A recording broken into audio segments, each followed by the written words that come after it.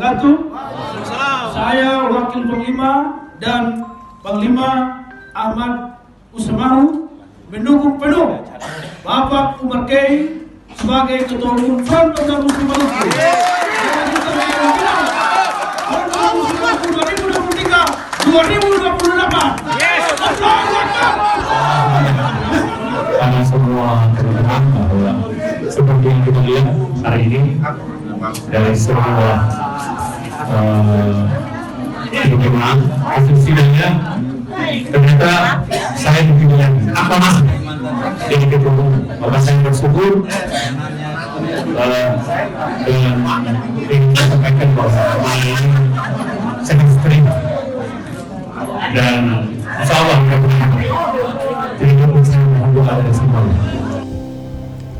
Kongres pertama Front Pemuda Muslim Maluku (FPMM) digelar di Hotel Kartika Chandra Jakarta 22 hingga 24 Agustus 2023. Ketua Umum FPMM Umar Kay Ohwitenan menjamin Kongres menghasilkan gagasan orisinil pemuda Maluku tentang persatuan, pendidikan, ekonomi, dan terutama penyediaan lapangan kerja. Ketika Republik ini pertama didirikan oleh Soekarno-Hatta, Maluku sejak awal adalah salah satu provinsi dari 8 provinsi yang terbentuk Negara Kesatuan Republik Indonesia sebagai penegasan. Ke-8 provinsi tersebut yakni Provinsi Maluku, Provinsi Borneo, Kalimantan, Sulawesi, Sunda kecil yaitu NTT dan NTB, Jawa Timur, Jawa Barat, dan Jawa Tengah, dan terakhir Provinsi Sumatera. Jika kita ditarik ke belakang saat Kongres Pemuda Indonesia pertama dilaksanakan pada tahun 1926, delegasi pemuda Maluku tergabung dalam Nyong Ambon, di antaranya Yohanes Laimena dan Abdul Muthalib Sangaji adalah bagian penting dari Kongres yang kelak menjadi embrio Negara Kesatuan Republik Indonesia. Untuk itu saya Umar Kay, Ketua Umum Front Pemuda Muslim Maluku, menegaskan negara jangan sampai abai melupakan kami, anak-anak Maluku yang sejak perjuangan kemerdekaan terlihat baik harta maupun nyawa untuk negeri ini, negeri yang kita cintai. Kongres pertama Front Pemuda Muslim Maluku yang insya Allah dilaksanakan hari ini, tanggal 22 sampai 24 Agustus 2023, dihadiri oleh perwakilan DPD dari Sabang sampai Merauke. Kongres ini akan menghasilkan gagasan-gagasan orisinil pemuda Maluku tentang persatuan, pendidikan, ekonomi, dan kesediaan lapangan kerja.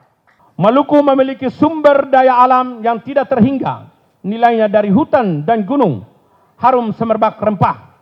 Maluku pernah merajai dunia. Bahkan pada periode masa tertentu di Nusantara, dunia hanya mengenal Maluku, bukan yang lain. Hamparan Samudra Maluku mengandung gelombang kekayaan buat yang ternilai triliunan rupiah.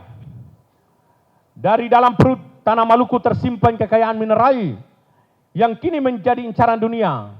Kongres ini juga harus dapat menitipkan gagasan ekonomi, kesejahteraan, dan peluang kerja seluas-luasnya bagi anak-anak Maluku untuk mengelola sumber daya alam yang melimpah di Maluku.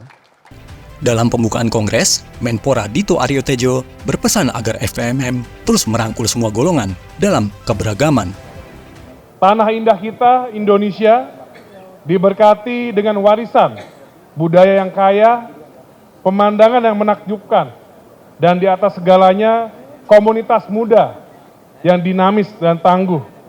Tema Kongres hari ini, konsolidasi pemuda Muslim Maluku menuju Indonesia Emas 2045, sangatlah sejalan dengan visi besar pemerintah Indonesia. Jadi saya sudah melihat yang namanya potensi-potensi pemuda Maluku itu sangatlah besar. Dan itu komitmen kami ke depan, kita juga ingin seluruh wilayah, khususnya di Indonesia Timur ini juga bisa maju, Pak Gubernur. Jadi besar harapan kami dengan adanya kongres pertama dari Front Pemuda Muslim Maluku ini bisa tercipta keguyupan dan gotong royong sesama pemuda Maluku untuk memajukan yang pertama generasi muda dari Maluku, dan kedua adalah mewarnai Indonesia dengan ciri khas Maluku dan keunggulan Maluku. Gubernur Maluku, Murad Ismail, meminta agar organisasi yang disebutnya Young Ambon Zaman Now meneruskan perjuangan pahlawan kemerdekaan asal Maluku yang rela menanggalkan semua perbedaan untuk bergabung dengan Negara Kesatuan Republik Indonesia. Kita flashback sebentar. Bapak Umar sekarang ini adalah bentuk Young Ambon Zaman Now. Tadi Pak Umar mengatakan bahwa Siwabesi, Menteri Kesehatan itu sampai dari tahun 62 sampai tahun 64. Saya mau bicara di sini. Maluku adalah provinsi ke-8 yang mendukung Republik ini merdeka. Semenanjung Al-Jazirah Al-Muluk itu dia Maluku. Semenanjung raja-raja. Bahkan nama Maluku pun berasal dari kata Al-Muluk, yaitu raja-raja. Di tahun 1945 kita lepas atribut kita sebagai raja-raja. Bergabung jadi Negara Kesatuan Republik Indonesia. Yang disebut dengan Young Ambon. Kalau di Sulawesi namanya Young Celebes, Young Borneo di Kalimantan, Young Sumatera, dan Young Java. Namun dari tahun 1965 setelah Sulawesi dan sudah 15 kabinet. Pak Harto 8 kabinet, Habibie 1 kabinet, Gus Dur 1 kabinet, Ibu Mega 1 kabinet, SBY 2 kabinet, dan Pak Jokowi 2 kabinet. Belum pernah ada orang Maluku yang duduk di kabinet.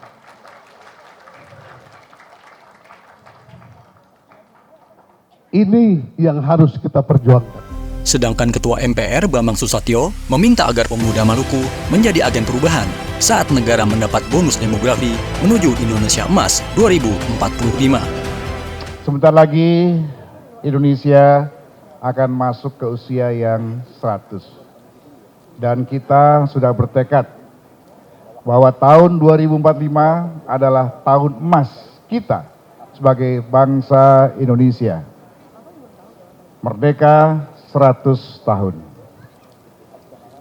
Kalau kita tidak bisa menatai dengan baik, dengan manfaatkan bonus demografi yang ada hari ini, maka jangankan emas, perak pun kita tidak dapat. Jadi sekali lagi, saya berharap Forum Pemuda Muslim Maluku hari ini mampu melihat peluang, perubahan zaman yang bisa kita raih. Kalau dulu kita terpukau pada lapangan pekerjaan yang sifatnya fisik. Tapi tantangan ke depan sekarang ini ketika dunia sudah masuk digitalisasi, lapangan pekerjaan kita adalah di dunia kemajuan teknologi informasi atau digitalisasi. Bonus demografi yang kita akan hadapi ini adalah di mana nanti pemuda-pemuda termasuk pemuda Maluku akan lebih banyak umur 20 sampai 30 tahun. Ya, yang akan menguasai masa depan Indonesia di masa yang akan datang. Sambutan terakhir disampaikan tokoh Maluku yang juga Sultan Tidore, Hussein Ahtingsah, yang meminta agar pemuda Maluku berkolaborasi dan bekerjasama dalam bingkai kebaikan dan kebinekaan. Ada seorang yang penting di Republik ini, saya tidak perlu sebut namanya.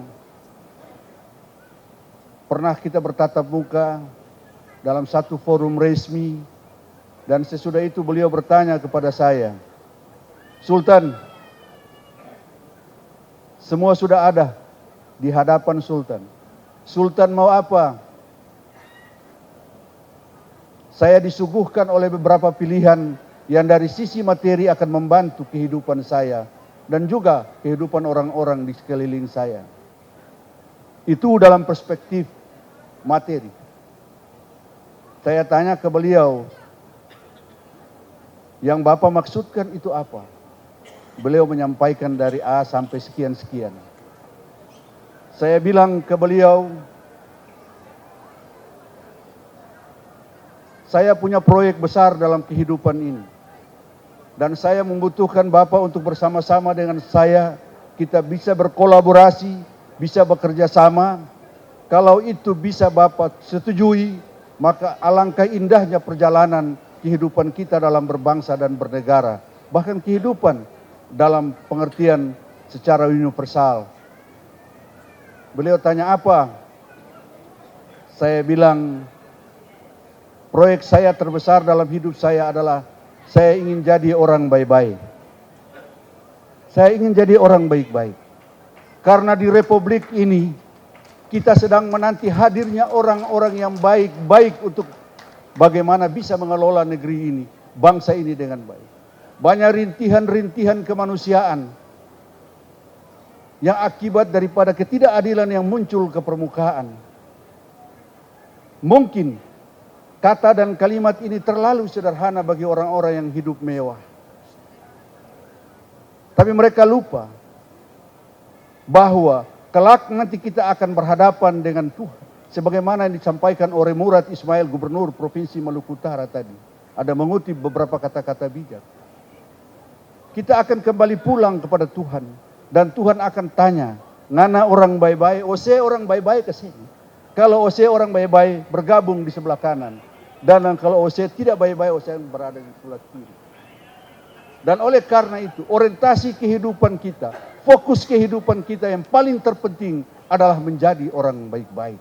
Dan orang baik-baik itu mendapat legasi, mendapat kehormatan, namanya abadi. Saya bisa mengutip seperti Patimura, atau Matleusi, Thomas Matulesi, Said Parintah, ada Sultan Nuku, ada Sultan Babula, adalah orang-orang hebat yang tidak pernah kita ketemu. Tapi Allah abadikan mereka sampai hari ini. Nama-nama itu menjadi suri tauladan untuk kita ikuti. Inna akramakum indallahi atqakum. Tidak ada perbedaan mana kulit putih, mana kulit berwarna, mana yang orang Arab dan bukan Arab. Semuanya manusia sama, yang berbeda itu hanya pada kualifikasi dan kualitas kemanusiaan itu, yaitu ketakwaan. Saya bilang ini untuk menjadi kebanggaan bersama, untuk menjadi motivasi dan spirit bagi kita orang semua. Untuk berada dalam satu rumah besar yang bernama NKRI ini. Tidak boleh kita orang jadi rendah diri. Kita orang adalah turunan orang-orang terhebat yang pernah memberikan kontribusi terbaik pada negara ini. Dan kemudian yang berikut, kita orang adalah orang-orang yang tidak bisa ditindas. Orang-orang yang tidak mau ditindas. Ketorang adalah orang-orang yang merdeka.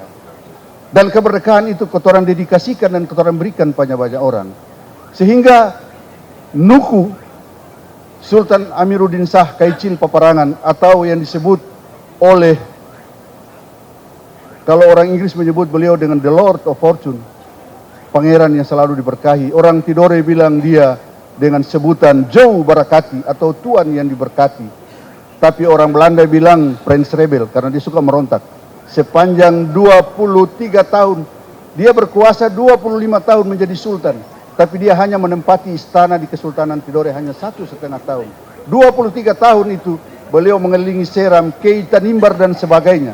Sehingga beliau bikin sumpah bagaimana untuk ketorang bersama dengan orang Kei, bersama dengan orang Tanimbar, dan seterusnya orang-orang yang ada di Maluku. Beliau pesan pakai ketorang semua. Ifa no cow lada ngoni mansiawa. Kalian tidak boleh berkhidmat kepada penjajah, siapapun dia. Orang-orang yang datang dan kemudian memberikan penindasan, itu sama dengan Belanda. Tidak boleh kita berkhidmat kepada dia. Ifa no cow lada ngoni mansiawa. Kalian tidak boleh berkhidmat kepada kaum penjajah, karena itu bukan identitas kalian. Identitas kalian adalah orang-orang yang tercerahkan dan orang-orang yang mengantarkan umatnya pada tempat yang sangat terhormat. Kongres pertama ini dihadiri seluruh DPD FMM di Indonesia. Diharapkan kongres ini menghasilkan ide-ide yang dapat menjadi sumbangan organisasi bagi kemajuan Indonesia.